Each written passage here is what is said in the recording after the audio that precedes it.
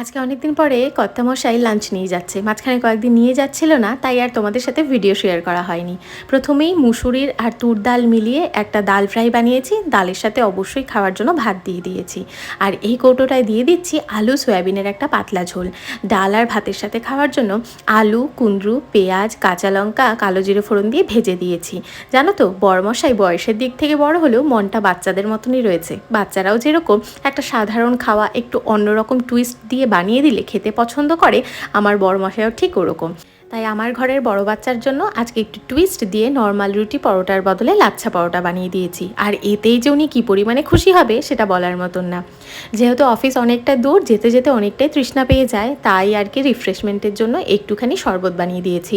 নুন, লেবু, চিনি, চাট মশলা, সাথে সাথে 2-3টে লেবুর স্লাইস দিয়ে দিয়েছি। এটা গিয়েই খেয়ে নেবে, কারণ বেশি লেট করলে এটা নষ্ট হয়ে যায়। তো আজকের লাঞ্চ বক্সটা কেমন লাগলো কমেন্ট করে জানিও।